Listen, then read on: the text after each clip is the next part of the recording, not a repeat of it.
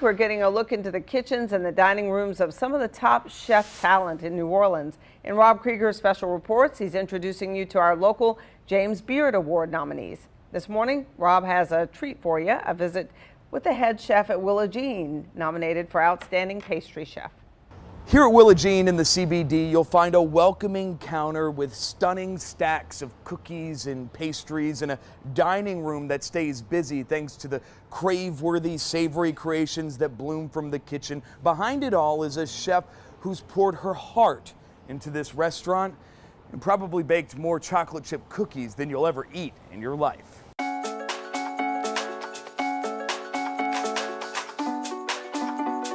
I made chocolate chip cookies every day for almost 2.5 years, at least once a day, to try to figure out what makes a perfect cookie. Chef Kelly Fields, the James Beard nominee for Outstanding Pastry Chef, has put some serious time into the star of Willa Jean. It's crunchy, it's chewy, it's supposed to be soft, it's supposed to be gooey, it's not at all, like everybody has an idea what that looks like, so how do you get that into one cookie? And it took me 2.5 years every day of trying to figure out how to get it right. Large flake sea salt. Drawing on a familiar background to craft the perfect cookie. This restaurant's named after my grandmother, so I have all her handwritten recipes on the paper you get your cookies and milk from, because that's the memory. As a kid, Fields would fight her siblings for the beater covered in that sticky dough that never made it to the pan. And now she passes that tradition on. And then we make a cookie dough without the bad stuff in it so that we can just give you that when you get cookies and milk. Fields got her footing in the kitchen under James Beard Award winner Susan Spicer in the 90s when she realized she could make a career out of cooking. Let me put this shrimp right on top. 2 decades later, she's crafted a thoughtful menu rooted in pastries. Every dish that we have on the menu here starts in the bake shop. So all the pastry happens over here, and then we have a room back there, it's all bread. So we're very sort of self-aware of who we are. So everything starts with bread or pastry. That's our sourdough bread. We're gonna grill it, top it with burrata. I'm gonna add that New Orleans style barbecue shrimp sauce. Fields finds a way to incorporate a local flavor with a unique dedication to those yummy favorites we love without taking herself too seriously. And then I like to put flowers on everything because I was told once that it was really girly and a little frou-frou, so I like to put it on everything. A little girly, but oh so eye-catching, and it's exactly why the downtown dining room has the bustle of a well-established eatery. I walk in here every day and I'm still just like, people are showing up. Like it's really, it's the most incredible feeling to come in here every day and, you know, see the staff and how hard they're working and how they're bought in and how much fun they're having, and, you know, we're just making really good food and trying to do it better every day. It's a testament to where she started and where Chef Kelly Fields is heading, in a direction that's captured taste buds in New Orleans, roping them in with a cookie you'll likely never forget. Somehow a pastry chef opened a restaurant and people come and eat the savory food and they're excited about it, which is shocking and amazing for me, but also pastries aren't a second thought here, so don't skip them. Cookies keep us in business, for sure. Well, we'll find out next Monday night if Chef Fields wins the award during the ceremony in Chicago. Tomorrow, I'll take you to Brightson's, nominated for Outstanding Service. So how are the cookies? The cookies, Nancy, are amazing. I got to tell you, I was talking about the cookies so much that afterward, my wife Lynn and our daughter Selena begged me to take them to lunch there, so we had to go visit. And man, if you get a chance to enjoy some of those cookies, well worth it. A little salt on top. I love that her grandmother's recipes, handwritten recipes. There's a lot of thoughtfulness into everything that she does over there. So we wish her luck this Monday. Yes, thank you. All week, we're getting a look into the kitchens and dining rooms of some of the top chef talent in New Orleans. In Rob Krieger's special report, he introduces us to our local James Beard Award nominees. This morning, Rob goes behind the scenes with James Beard Award-winning chef Frank Brigtson, whose restaurant is a finalist for Outstanding Service. Brigtson's in the Riverbend is an establishment in New Orleans, a restaurant known worldwide, and for good reason. Chef Frank Brigtson, who won a James Beard Award in the 90s, has created a dining experience that's so synonymous with New Orleans cuisine. This restaurant is woven into the fabric of the city, a staple for special occasions, or that one meal that'll always hold a special place in your culinary memory. But ask Frank Bryson and he'll be the first to tell you it's his family and staff that work tirelessly to provide an unmatched experience for every guest who walks through the door. Hello, Brysons. Can I help you? The real leadership in the front of the house at Bryson's is my wife and her 2 sisters. That's a good one. How many in your party? I'm the luckiest guy in the world because I married 3 sisters. It takes the whole well-oiled machine.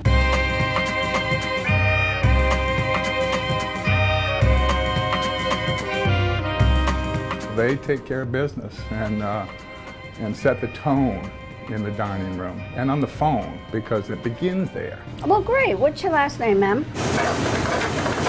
Frank Bryson knows his food speaks for itself, but when it comes to the guest, Welcome. Did you bring this nice weather? his sister-in-law and general manager Rhonda Maddock does the talking. There's just something, I guess, about where we grew up and how we were raised. You want to be nice to everybody. There's nobody who walks in the door that we don't bend over backwards for and make your night very pleasant. We know the food's going to be great, but then everything else has to go with it. It starts in the kitchen, where Bryson's well-oiled machine is helmed confidently by a team of chefs focused on flavors steeped in tradition. Then flows out into the dining room. From the bar to the table, the staff works as a team dedicated to every guest. We want to do what a restaurant is supposed to do, which is give people a couple of hours of joy. Ready? I'm going to take a couple. 1, 2. To celebrate what's good in life with their family and friends. Okay. Thank you, sir. It's been a pleasure. I think that gives us an edge because there's nobody sits there, waits for a glass of wine, nobody waits for water, nobody waits to have their wine poured. We just do it all. You want some help, Lisa? The servers don't have stations. It's a true team approach. If there's hot food in the window, somebody picks it up and brings it to the table. It's one reason why so many people keep coming back to Bryson's, not just for the food, Check this out. but the atmosphere that may just make everything taste that much better. It's just nice to come to work every day. We have great customers. We have a we have a great relationship with so many locals that it's unbelievable. I mean, they come for their birthdays, their anniversaries, their graduations. Tight cellar Cabernet. It's a level of service that eases you into a meal from one of the city's finest chefs, and at the same time makes it easy to forget you're at a restaurant at all. Our guests over the years have said it's like dining in someone's home. I love to hear that because that's what we're all about. You know, we're the Brysons, and this is our home. This is our happy place. We've been here 33 years. And Marna and I have never been happier in our work than we are today, and it's because of the people we work with, the people that dine with us, the people that supply us. It's pretty cool stuff there. Interesting thing about Frank Bryson, he'll tell you he was the first night chef at K. Paul's so many years ago, and that's actually where he met Marna, Rhonda, and Sandy. You didn't see Sandy in the piece, but his sister-in-law, she was the first waitress at K. Paul's. So really, that family steeped in the tradition. A little bit about service. Well, that's the thing, because you can get good food, but good food and good service. You know, and it's easy. It's not so easy to accomplish. I mean, anytime you go in there, you'll feel it. You do forget it's a restaurant. It feels like you're at home. Yeah. All right, thanks, Rob. Yeah, tough job. The James Beard Foundation gives out regional recognition every year to a chef who sets high culinary standards, demonstrates integrity, and admirable leadership skills. And when it comes to New Orleans, there's a full plate of finalists in that category. Rob Krieger breaks down the top chef talent of Best Chef in the South. 5 states, Alabama, Mississippi, Arkansas, Louisiana, and Florida, not to mention Puerto Rico. That's the South, according to the James Beard Foundation. And if you've ever had a meal in this city, it's no wonder that 3 of the top 5 chefs in the South all come from right here in New Orleans. That's a lot of talent in New Orleans kitchens, a lot of characters too, and if you're lucky, those flavors collide. First time I made the long list. I mean, just the first time I'm mentioned in James Beard category, I'm like, oh my God, holy hell. Do I deserve this? So just a hair more sugar. That's not good. Chef Isaac Toups, one of 3 New Orleans finalists for Best Chef South, is a fast-talking, high-energy chef known for his distinctive beard and a craftsman's affinity for meat. If you like to eat meat, come see the Cajun Psychopath. I got you covered. I've 0 rules. It has to sell. People have to enjoy it. That's not the only rule. But people trust me nowadays. They trust me with the lamb. They trust me with king crab, and they trust me with Korean soy sauce. Toups has built that trust at Toups Meadery on Carrollton, creating a foundation from his Acadian roots. The culinary traditions passed down through his grandparents and combining with his own personal desire to devour whatever tastes good. Again, like, what do I want to eat? Well, I want to take a crackling, and I want to dip it in some chicken liver mousse. Then they're deep fried, so it's a process. I give this recipe away, and people still can't repeat it. And that's what puts the kids through school. No, that's not a joke. I sell enough crackers to put my children through school. It's that devil-may-care attitude at Toups that keeps the oil hot, the menu vibrant, and the guests on their toes. It makes my damn day. We keep joking, maybe it's not a joke, we're gonna make t-shirts that say foie gras on your flip-flops, because you can totally do that here. You can sit at the bar, have a glass of Grand Cru champagne, or a beer and some cracklins, or some foie gras, and some Burgundy wine.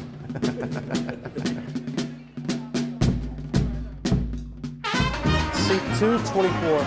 1 and 224. Over at Brennan's, Chef Slade Rushing is manning the line, a chance for the Best Chef South finalists to get the last look before these iconic New Orleans favorites hit the table.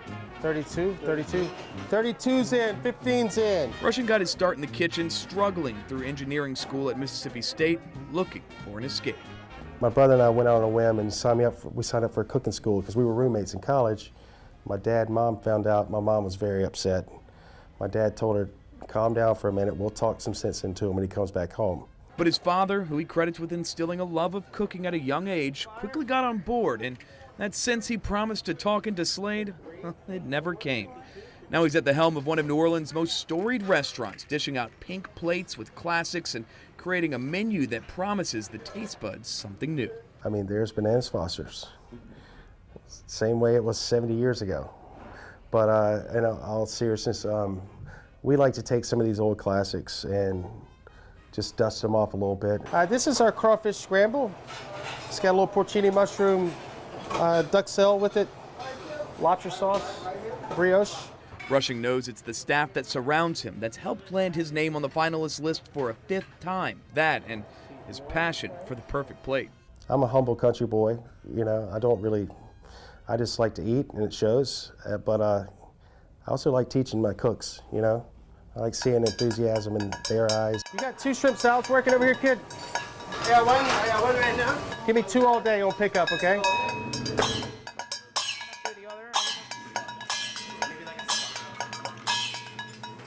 Never made this before. Uptown at Coquette, Michael Stoltzfus and Kristen Essig are defining the term power couple when it comes to New Orleans chefs. We did some events and things. We did events, we did a pop-up and sort of, We cooked at home. No, we didn't.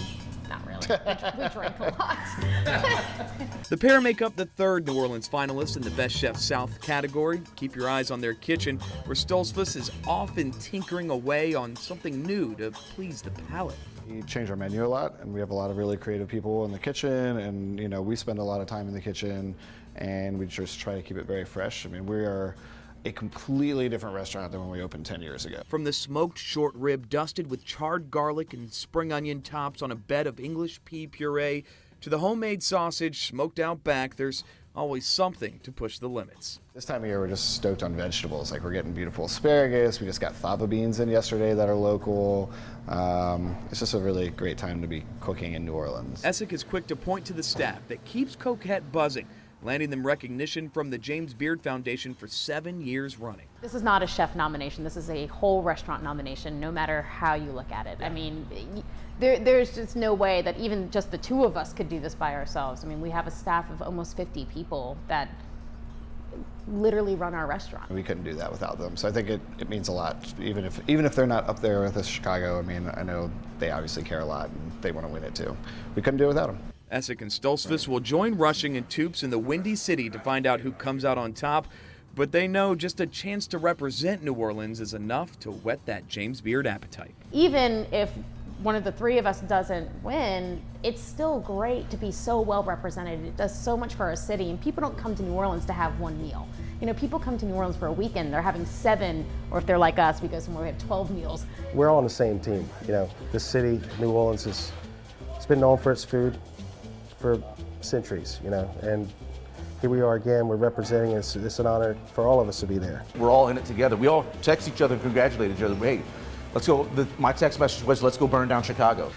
Okay, Isaac, maybe leave a little bit of that psychopath back here in town. Bring Chicago the Cajun. And if New Orleans is lucky, these chefs will bring home an award that'll keep the city on the culinary map. Rob Krieger, Fox 8, Local First. The James Beard Foundation will award the winners next Monday night in Chicago. Tomorrow on Fox 8 Morning Edition at 7 a.m., Rob continues his series on our local James Beard finalists with a look into Bacchanal, named a finalist for Outstanding Wine Program. Man, it's just amazing that so many have been nominated. Much, huh? Just to be nominated is huge. I know, it's a huge honor, and hopefully someone wins from here. A lot of cheerleaders back home. I'm hungry. Rooting for you guys. Yes, go for it. We're getting a look at the kitchens and dining rooms of some of the top chef talent in New Orleans. In Rob Krieger's special reports, he's introducing us to our local James Beard Award nominees. This morning, Rob introduces us to one of the rising stars in the New Orleans restaurant scene. Here at Coquette on Magazine Street, you'll find a welcoming retreat from your typical fine dining cuisine. Menus crafted with deliberate intention, featuring local ingredients, clever creations that are more than memorable, and a team of chefs that recognize flavors and know how to deliver a mouth-watering experience. So it's no wonder that one sous chef here is getting national recognition as a finalist for James Beard's Rising Star Chef of the Year. She was like, "You're nominated for a James Beard Award." I was like, "What? Me? When? How?" I'm still in shock. She may not believe it, but spend just a few minutes with Ana Castro and you'll get sucked in by her magnetic personality, let alone her passion for food.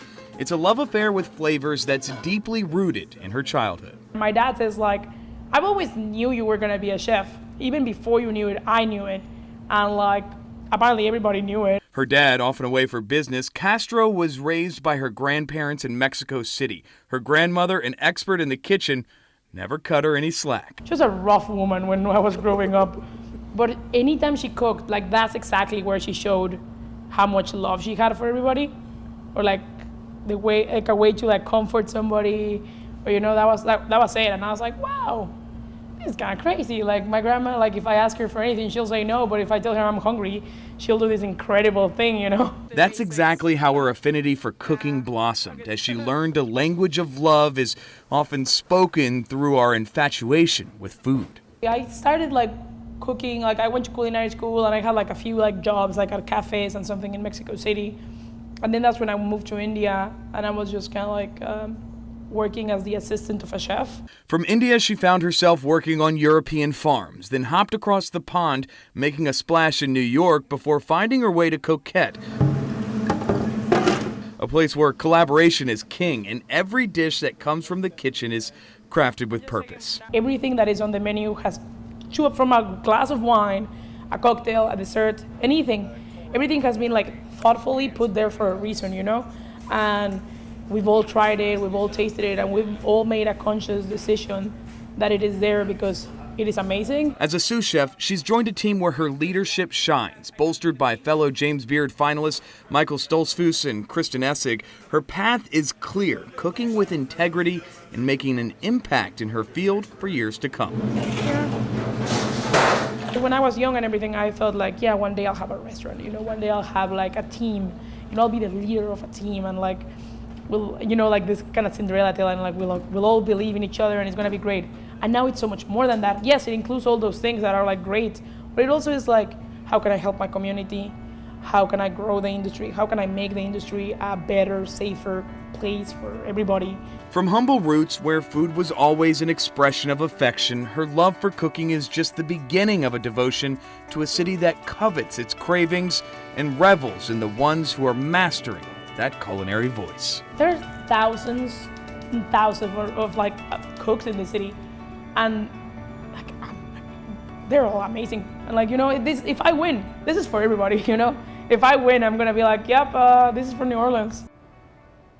Anna says she used to go through the international aisle in the grocery store and just pick out ingredients that she had no idea about. She'd beg her dad to buy it, and that's how he knew that one day she would be a chef. She was just such a magnetic person to be around. You really felt that love of food from her, and you can see it on the plate as well there at Coquette. A really fun story to tell there. I'm feeling that love of food from you.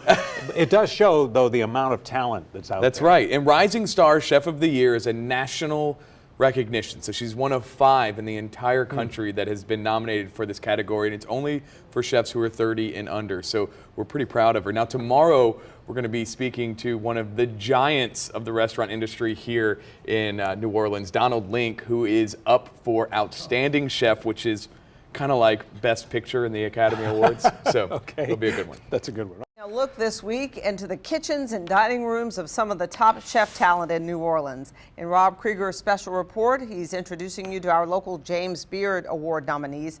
This morning, Rob takes us inside Herb Saint. If you know anything about New Orleans cuisine, you know Donald Link, a true giant in the restaurant industry. He's created a small empire of eateries, mostly located right here in this small pocket of the Warehouse District. And in each iteration of a Link concept, guests know their palates rest safely in the hands of a true master in the kitchen. But Link will tell you it's his fellow chefs, many who lead the lines at his various establishments, that fuel his commitment and passion for growing the industry.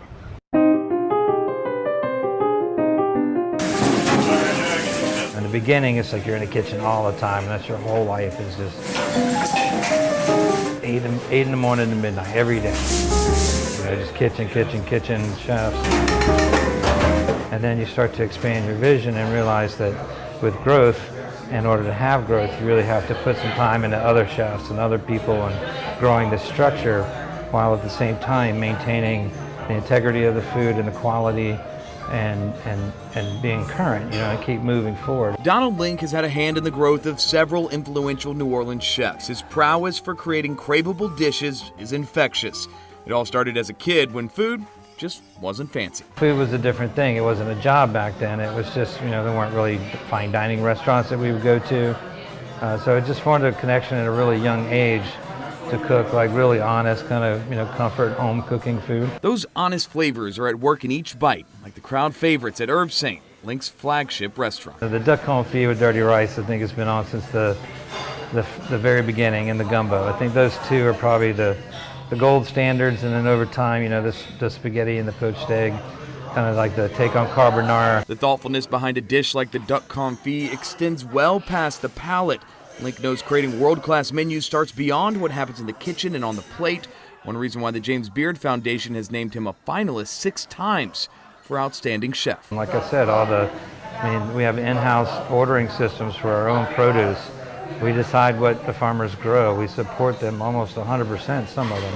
The hogs and the chicken, and making our own meats for the sandwiches at Butcher. And everything that this place has accomplished. It's the type of success that spreads as Link installs confident chefs in his restaurants, from Pesh to Butcher to the newly minted Gianna. But over time, you know, we've just kind of grown the business through our partnerships of people that I thought were extremely talented that we could grow with and open new restaurants.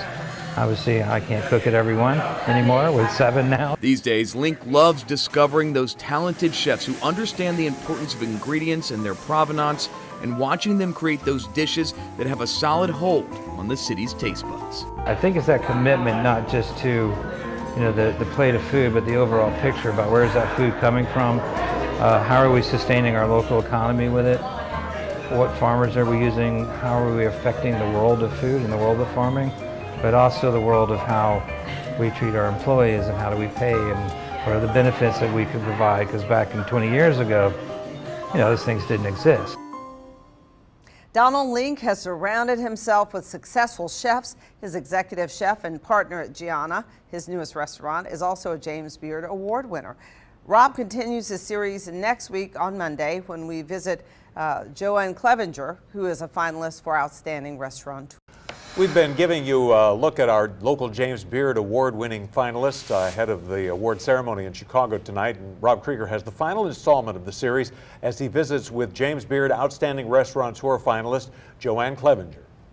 Joanne Clevenger is a true gem of the New Orleans restaurant industry, exceedingly proud of her walls of artwork that line the dining room here at Upperline. She's quick to share her wealth of stories or a tale of the city's history. It's her style and attention to every guest that makes a visit here a bit of a tonic for the soul, let alone the palate. This is more than a place to eat. As Clevenger would say, a good restaurant should be restorative.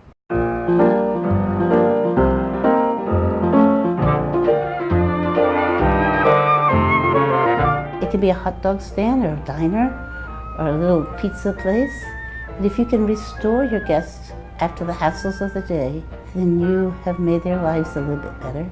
And they go back into the world stronger and braver. Joanne Clevenger is deeply devoted to her guests, a commitment to her craft that has created a global hunger for a seat at her beloved Upperline restaurant. They don't make a reservation 2 weeks ahead of time because they're hungry for physical nourishment. I feel very strongly they are yearning for an experience that can give them the opportunity to be nurturing to themselves. She's been giving that opportunity to guests for 36 years. Turning a bankrupt barbecue joint back in 1983 into an acclaimed restaurant with a pocket full of dreams. No money for the first week's payroll, but you get a little honeymoon in the beginning because everyone comes to see who's new. And my son was in the kitchen and I was running the dining room, so there weren't a lot of salaries. The wait staff is on, most of my money is on tips. It was very, very exciting. More than 3 decades later, Clevenger will tell you the reason she's recognized as a finalist for the James Beard Foundation's Outstanding Restaurateur, she sweats the small stuff. The light's not too bright, the music's not too loud, the waiter is personable but not intrusive. There's so many little things. I can't win at the big things. I can only win on the little things, that we make people feel good about themselves. It's her focus on the guests that has driven her to perfect Upperline. That and her appetite to stand at the top of the minds in the city's culinary biography. I mean, I can make a lot more money if I just sold this property, because the property now is worth more than I make. But that feeling of, I call it the benevolent circle. We make the guests happy and they give us lots of praise, and we want to come back the next day and do it again. Her unbridled desire to please every guest fuels her focus on the iconic Uptown restaurant, a spot that secured its own corner in New Orleans lore. And this is Chef Tom, who is my second chef. And that's Booker, of course, James Booker. I think having art in the room can make people have more depth to their experience without it being intrusive like a TV or a radio. It's the stories and the people and the food and the art. This woman can't get enough. You are addicted to this. Yes.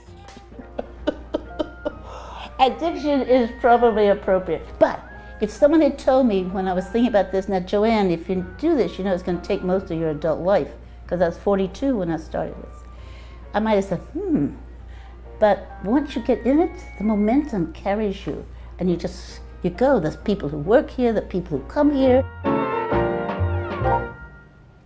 Clevenger is now in Chicago. She actually closed the restaurant yesterday, not so she could go to Chicago, but so she could give her staff the day off to go to Jazz Fest. She does that every year. I think that kind of shows kind of how committed she is to New Orleans, the music, the people. Just a joy to be around. So much fun to meet. And you know what she told me today is? It's her birthday. Really? So well, happy birthday to Joanne Clevenger, and we're all hoping that she gets a really nice birthday present. That would be very nice. And that's tonight. So the James Beard Awards, you've seen them all. You can go online and follow all the rest of the stories that we did all last week, and we will find out tonight which of our fair finalists may come home with that medal. All of them, maybe. All right. Let's hope so. Thanks, Rob.